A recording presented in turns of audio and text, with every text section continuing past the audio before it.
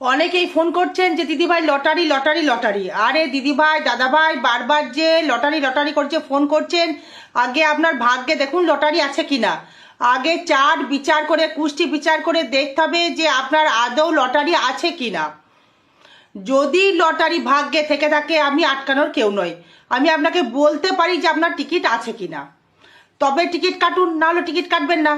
দ্বিতীয় ভাব, নবম ভাব, অষ্টম ভাব, একাদশ ভাব কানেকশন তো থাকতে হবে, তবেই তো আপনি লটারি পাবেন। যদি সেগুলো না থাকে অযথা আমাকে অনেকেই ফোন করছেন, দিনে মোটামুটি একদম 100টা ফোন আসছে যে লটারি হবে কিনা। আরে বারবার বলছি যে লটারি পেতে গেলে আগে জন্ম কুষ্টি হাতে রেখারও ব্যাপার রয়েছে। যদি আপনার ভাগ্যের টিকিট থাকে কে খণ্ডাবে।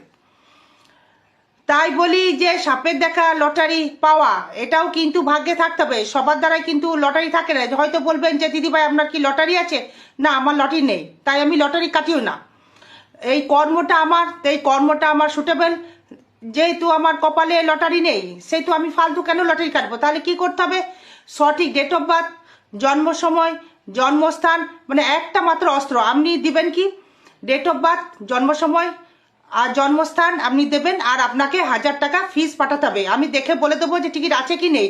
যদি টিকিট থাকে তাহলে বলবো টিকিট কাটুন, এই নাম্বারে কাটতে পারেন, এই নাম্বারে হতে পারে, এটা আমি বলতে পারি। এর থেকে বেশি নয়। বারবার ফোন করে ডিস্টার্ব করবেন না, আগে জানুন।